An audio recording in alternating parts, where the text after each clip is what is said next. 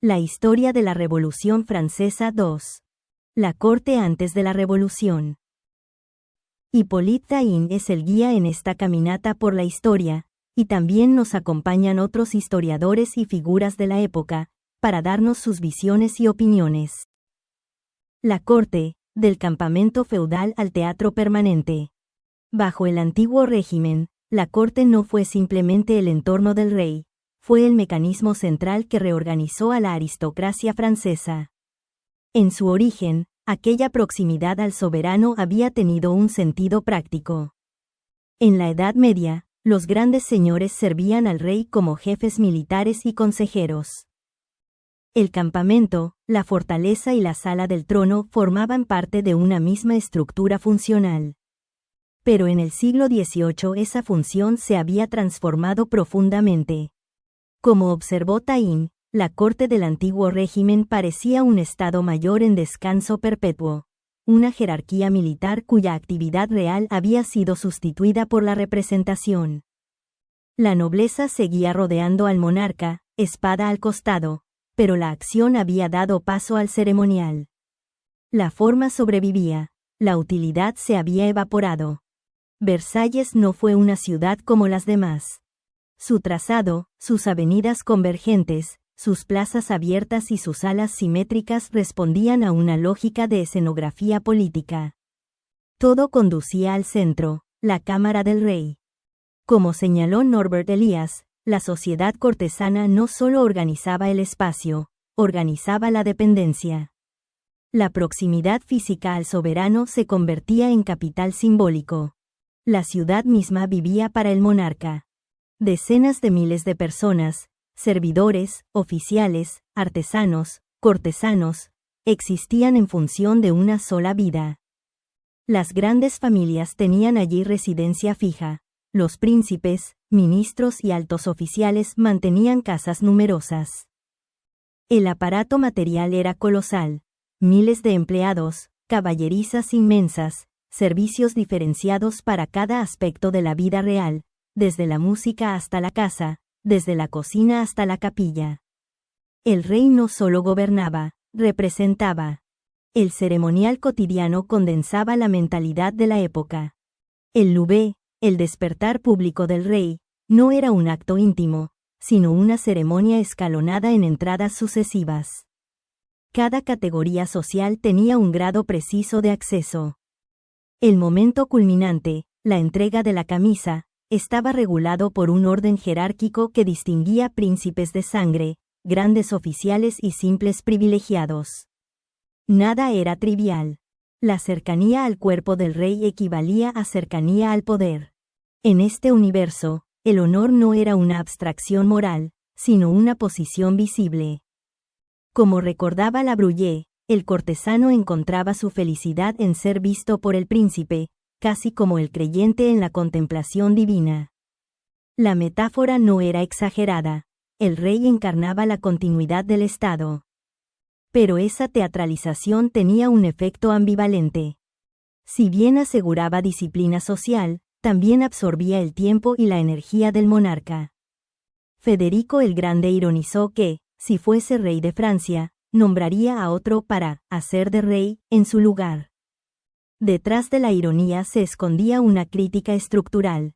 La representación constante limitaba la capacidad de acción. Luis XIV había poseído la energía física y la voluntad necesarias para sostener esa maquinaria. Pero sus sucesores heredaron el aparato sin su vigor. El día del rey estaba fragmentado por rituales, ceremonias de vestir y desvestir, comidas públicas, audiencias, espectáculos, cacerías, recepciones. Incluso la enfermedad era pública, el aislamiento resultaba casi imposible. La metáfora teatral no es exagerada. El monarca vivía en escena. Sus gestos, su tono de voz, su atención debían mantenerse dentro de un registro digno y controlado. La espontaneidad era un lujo peligroso. El poder se confundía con el protocolo. Mientras tanto, el gobierno efectivo descansaba cada vez más en ministros y administradores. La centralización había reducido la autonomía política de la nobleza, pero la había compensado con honores y presencia. Aquí aparece la observación penetrante de Tocqueville. La aristocracia francesa perdió poder real antes de perder privilegios. Se volvió socialmente eminente y políticamente secundaria. La corte no era únicamente gasto, era pedagogía visual del poder. La magnificencia enseñaba obediencia. Las guardias uniformadas, las caballerizas repletas, las mesas abiertas, los espectáculos continuos, las cacerías espectaculares, todo formaba parte de una cultura del brillo. El rey mantenía miles de hombres en su casa civil y militar. La casa ocupaba centenares de días. El territorio alrededor de París se convertía en espacio reservado para el placer venatorio. La vida del soberano se estructuraba en torno a esta sociabilidad permanente. Sin embargo, como subrayó Simon Schama, el problema no fue simplemente el déficit financiero, sino la percepción pública del exceso. La ostentación, cuando deja de interpretarse como grandeza, se convierte en prueba de desconexión. El modelo se reproducía en todo el reino. Príncipes, ministros, gobernadores, obispos y grandes señores mantenían casas numerosas y mesas abiertas. Los palacios episcopales funcionaban como centros mundanos, los castillos aristocráticos como escenarios de sociabilidad brillante. El ideal aristocrático había cambiado. Ya no predominaba el guerrero, sino el hombre, amable, cultivado, elegante, hábil en la conversación y el ceremonial. La cultura de salón había recubierto el antiguo fondo militar. Como señalaba Taine, la nobleza se había convertido en ornamento del trono. Y sin embargo, ese refinamiento no carecía de coherencia interna. Durante generaciones, la corte había sido el corazón simbólico del Estado. La adhesión era real, la disciplina, efectiva, la jerarquía, aceptada. El problema surgió cuando la nación comenzó a pensarse a sí misma fuera del decorado. La desconexión total. En 1789, mientras los estados generales deliberaban sobre la soberanía, el rey continuaba su rutina ceremonial y cinegética. El contraste fue observado por viajeros como Arthur Young, que percibieron una inquietante disonancia entre la crisis política y la normalidad cortesana. No se trataba de frivolidad individual, sino de estructura mental. El rey se concebía como encarnación hereditaria del Estado, no como mandatario responsable ante una representación nacional. La lógica de la corte no estaba diseñada para dialogar con la idea moderna de soberanía popular. El sistema que había domesticado a la aristocracia terminó por aislar al monarca. La magnificencia que durante un siglo aseguró obediencia comenzó a parecer indiferencia. La sociedad convertida en arte, la aristocracia y el mundo antes de 1789. Otras aristocracias europeas recorrieron un camino semejante. La monarquía generó la corte, y la corte produjo una sociedad refinada.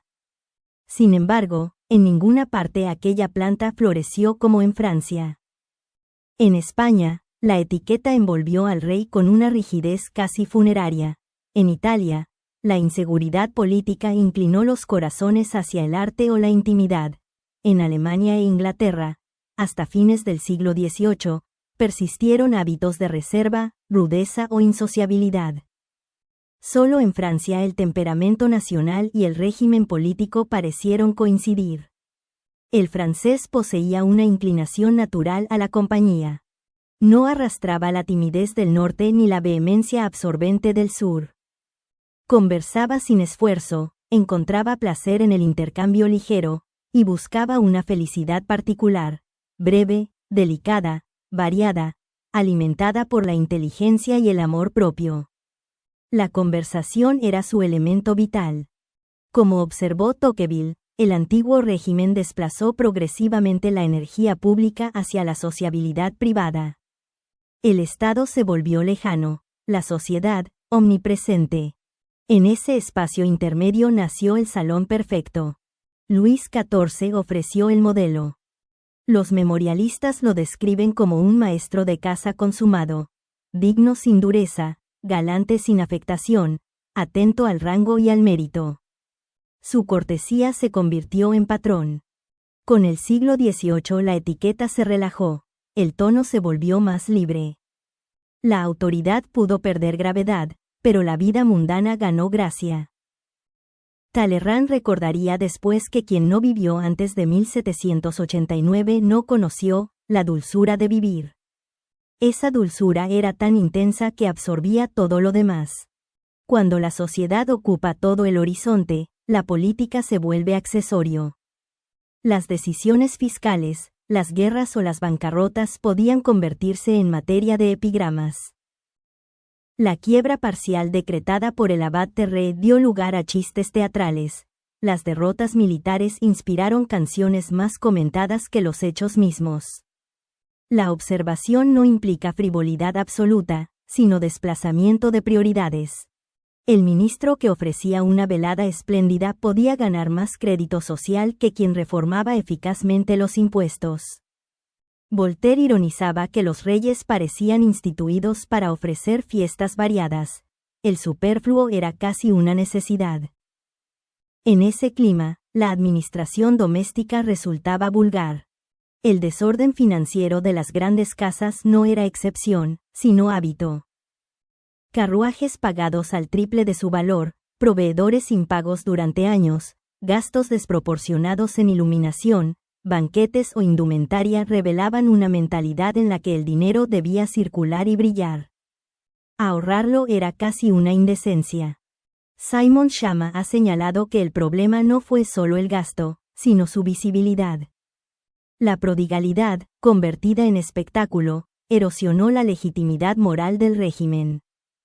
En una sociedad dominada por la vida pública del salón, la intimidad conyugal perdía espacio. Entre los altos rangos, marido y mujer podían tener casas, círculos y recepciones separadas.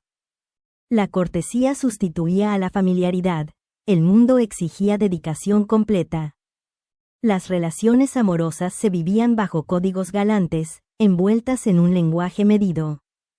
Horace Walpole observó que, a simple vista, nada parecía sospechoso.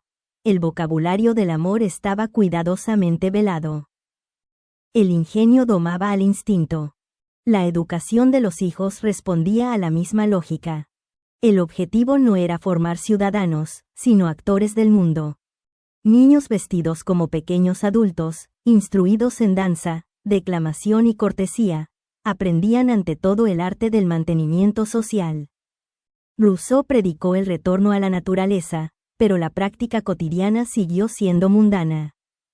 Como subrayó Norbert Elias, la sociedad cortesana funcionaba como una escuela permanente de autocontrol y representación.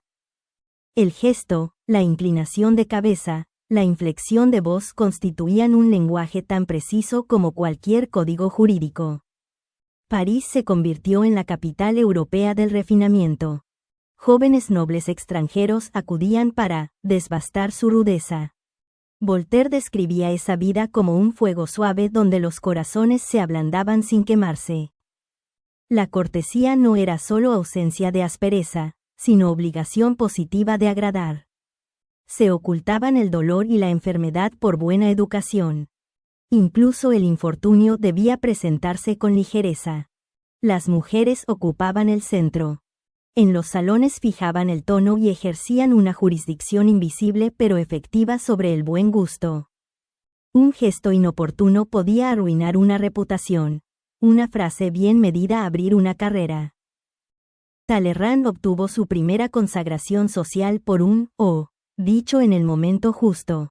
El arte del saludo, la gradación de las reverencias, la sutileza de los matices sociales alcanzaron una perfección casi coreográfica. Un duelo entre príncipes podía desarrollarse con una delicadeza verbal que transformaba la violencia en ceremonia. La vida se organizaba en torno al entretenimiento. Caza, música, cenas, pequeños teatros privados. En Chanteloup, en Gennevilliers, en Chantilly, la jornada parecía no tener horas vacías. Las ocupaciones eran juegos, bordado, música, pequeñas artes manuales. Incluso el parfilage, deshacer galones para recuperar hilos de oro, se convirtió en moda colectiva. La ociosidad necesitaba formas. El teatro de sociedad fue la pasión dominante. Nobles, magistrados, eclesiásticos y hasta miembros de la familia real actuaban en comedias privadas. La reina representó papeles de ópera y de Beaumarchais. Los grandes señores rivalizaban con actores profesionales.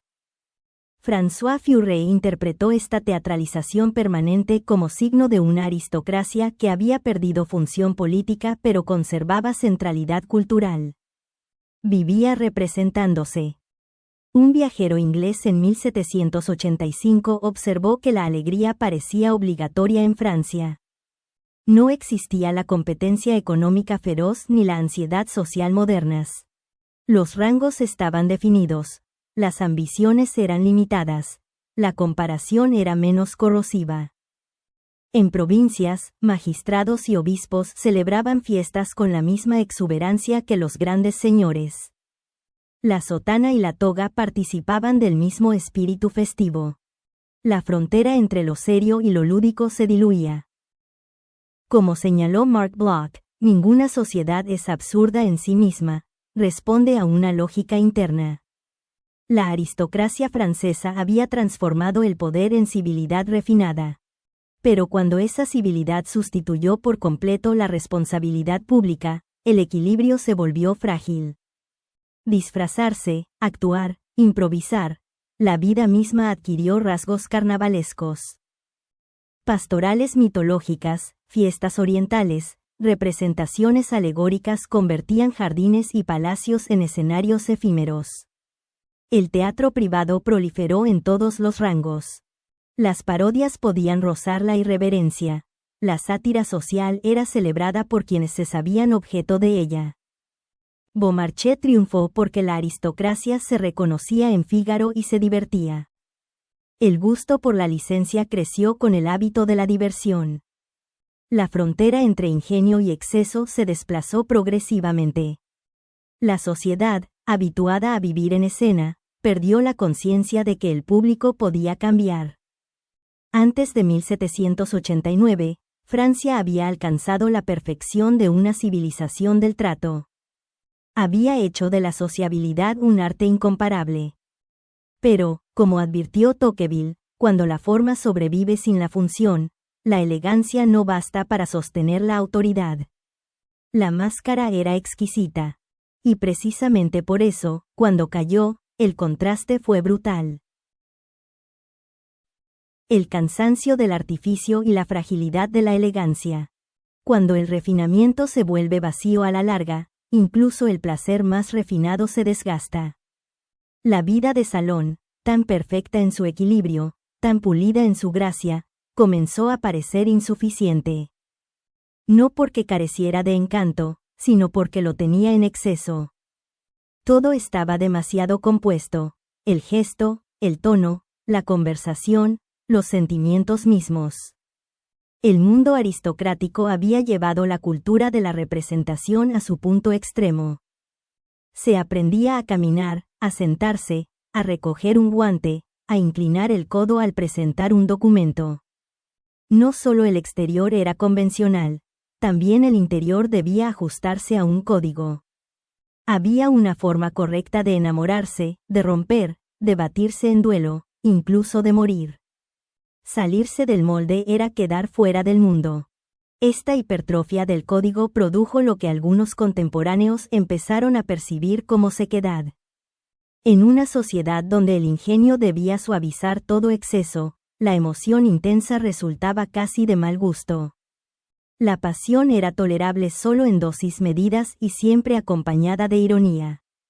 El buen tono no prohibía el sentimiento, pero lo fragmentaba. Como explicaría más tarde Norbert Elias, la sociedad cortesana exigía un autocontrol constante que desplazaba la espontaneidad. El dominio de sí se convertía en una segunda naturaleza, pero, llevado demasiado lejos, ese dominio erosionaba la autenticidad. El amor mismo se transformó en juego técnico. La galantería podía convertirse en una forma refinada de egoísmo. manipular emociones con cortesía impecable. En los casos extremos, que no fueron la norma, pero sí el síntoma, la seducción se mezcló con crueldad elegante. Los personajes de la Clo no nacieron en el vacío. El resultado fue paradójico. Una sociedad brillante, ingeniosa, insuperable en sutileza, comenzó a sentir nostalgia de algo que no sabía nombrar. Y entonces apareció el hombre sensible. La moda de la sensibilidad. Las costumbres no cambiaron bruscamente, siguieron siendo mundanas y disipadas. Pero la sensibilidad se volvió una nueva exigencia social. Se puso de moda hablar de naturaleza, de virtud rústica, de ternura doméstica, de religión íntima. No necesariamente vivirlo, bastaba desearlo con intensidad. La literatura ofreció el modelo. Rousseau predicaba el retorno a la simplicidad. Los lectores suspiraban en salones tapizados de seda. Se lloraba en el teatro, se celebraban escenas pastoriles en la pintura, se intercambiaban confidencias enfáticas. Incluso en los momentos más turbulentos de la revolución, la prensa seguía publicando cuentos morales y versos sentimentales. No era pura impostura. Bajo la afectación había un residuo real de benevolencia y de deseo de autenticidad. Algunas prácticas cambiaron. Madres que querían amamantar a sus hijos, padres interesados en su educación, nobles que simplificaban su vestimenta, jardines transformados en paisajes naturales. La reina misma jugaba a la pastora en Trianon. El gesto tenía algo teatral, pero también algo sincero. Mark Bloch recordaría que ninguna sociedad es enteramente falsa. Incluso las modas más artificiales revelan necesidades profundas. La sensibilidad de fines del siglo XVIII expresaba un malestar auténtico ante la sequedad anterior. Se produjo entonces un fenómeno curioso. Una aristocracia que había hecho de la distancia su marca distintiva comenzó a buscar proximidad. Príncipes que ayudaban a campesinos, damas que practicaban la caridad incógnito, escenas públicas de emoción. Se lloraba sin vergüenza. Se quería ser humano. En esa atmósfera surgieron escenas de una delicadeza incomparable. Palabras medidas con infinita fineza, sacrificios expresados con gracia perfecta. El mundo aristocrático, en el momento mismo en que se debilitaba, alcanzaba su máxima exquisitez. Y precisamente ahí residía su fragilidad. Cuanto más se adaptaron a la paz elegante del salón, menos preparados estuvieron para el conflicto brutal. La urbanidad refinó los modales, pero desarmó el carácter político. Una aristocracia que vive de agradar pierde el hábito de imponerse. La cortesía sustituye al mando, el ingenio reemplaza a la energía. Cuando estalla la crisis, el reflejo no es prever ni organizar resistencia, sino esperar que el orden se recomponga solo. Su mundo era estrecho y cerrado. En los salones no circulaban malas noticias con crudeza. Las verdades incómodas quedaban amortiguadas por la conversación. Se imaginaba al campesino según la idílica imagen literaria, no según su realidad material. La ilusión colectiva reforzaba el autoengaño. Como señaló Tocqueville, el antiguo régimen había separado a las élites de la experiencia concreta del país. La centralización administrativa las había privado de funciones reales, conservaban honores, pero no práctica de gobierno. Cuando llegó el choque, carecían de comprensión estructural del edificio social que habitaban. Ni siquiera en los momentos decisivos pudieron desprenderse del hábito ceremonial. La fuga a Varennes se retrasó por escrúpulos de etiqueta y comodidades innecesarias. El rango seguía imponiendo formas incluso ante el peligro inmediato. Pero la debilidad no fue cobardía vulgar. Fue coherencia con una educación. No sabían actuar fuera de las reglas de la cortesía. No estaban hechos para gritar en los clubes, forcejear en las calles, improvisar arengas tumultuarias. Las armas del salón, la ironía, el epigrama, la canción, eran inútiles frente a la violencia de masas. Otros hombres, de temperamento distinto, ocuparon ese espacio.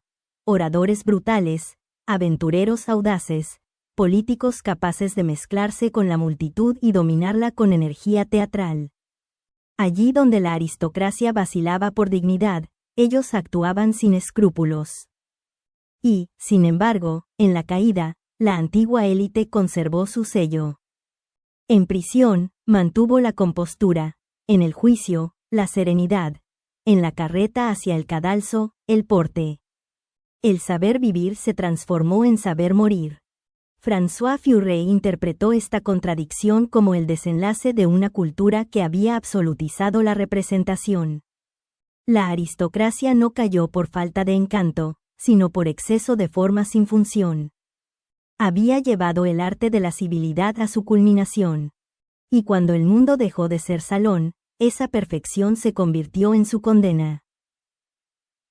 La filosofía que creyó descifrarlo todo. Cuando Taine aborda el espíritu de la doctrina, ya no describe salones, costumbres ni sensibilidades. Cambia de plano. Ahora quiere explicar qué ocurrió en la mente europea. La revolución no estalló solo por hambre o por privilegios, estalló porque cambió la manera de comprender el mundo. Su punto de partida es una imagen poderosa, una bebida agradable que contiene un principio activo invisible. El efecto no es inmediato, pero cuando actúa, transforma el organismo entero. Así entendió Taine la filosofía del siglo XVIII. No fue un error superficial ni un simple entusiasmo literario, fue una nueva estructura mental. Primer componente de ese nuevo espíritu fue admirable. El siglo XVIII heredó y consolidó una revolución científica que modificó la relación del hombre con la realidad. Desde Newton hasta Lavoisier, desde la astronomía hasta la química, desde la fisiología hasta la botánica, el universo comenzó a aparecer como un sistema regido por leyes constantes, medibles y verificables. El mundo ya no era un escenario teológico donde intervenían causas invisibles, era una maquinaria coherente. La gravitación universal explicaba el movimiento de los planetas. La química identificaba los elementos. La biología insinuaba la continuidad entre especies. El conjunto dibujaba una naturaleza ordenada por regularidades, no por milagros. Los principales pensadores del siglo, Voltaire, Diderot, Montesquieu, Buffon, Condorcet, respiraron ese aire.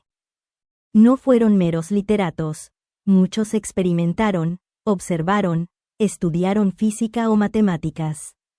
La ciencia no fue un adorno cultural, fue la base del nuevo modo de pensar. De esta transformación surgió una conclusión decisiva. Si la naturaleza obedece leyes, el hombre también debe obedecerlas. La sociedad no es un misterio sagrado, es un fenómeno natural. Ahí comenzó el desplazamiento. El nuevo espíritu obligó a mirar al hombre desde una perspectiva cósmica y biológica. Frente a la inmensidad del universo descrito por la astronomía, la humanidad aparecía como un episodio reciente y frágil. La historia ya no se interpretó como cumplimiento de un plan providencial, sino como resultado de causas acumuladas. Las civilizaciones antiguas dejaron de ser capítulos de una narración bíblica para convertirse en fenómenos comparables. China, India, Persia, el Islam, todos entraron en la misma perspectiva analítica. La idea central fue simple pero radical. El hombre no es una excepción metafísica, es un ser natural sometido a leyes. Así, la historia, la política y la moral debían estudiarse como se estudiaban los astros o los organismos. Observar, comparar, deducir. La teología dejó de ser el marco explicativo dominante. Las ciencias morales se emanciparon. En esta sección Taine subraya la ruptura metodológica. Antes, la historia partía de una doctrina previa, ahora debía partir de los hechos. Voltaire, por ejemplo, no buscó confirmar una verdad revelada. Buscó desmontar tradiciones, contrastar relatos, eliminar lo milagroso. Con excesos, sin duda, pero con un principio claro, la crítica. Montesquieu aportó otro elemento decisivo, la interdependencia de las instituciones.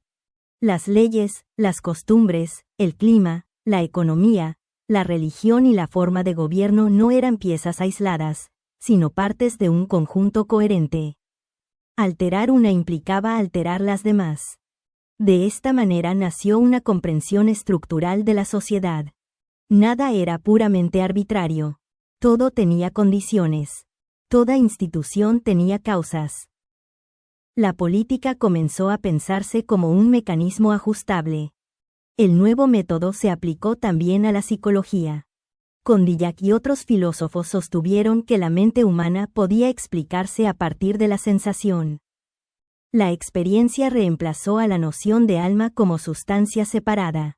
Las ideas, las pasiones, la moral. Todo derivaba de impresiones organizadas. El pensamiento dejó de ser un don sobrenatural para convertirse en un proceso observable. Este análisis pretendía liberar al hombre de disputas metafísicas y reconstruir el saber sobre bases claras. La ciencia debía sustituir la autoridad. En sí mismo, el proyecto era coherente y fértil. Permitía depurar supersticiones y ampliar el conocimiento. Hasta aquí, Taine reconoce su grandeza.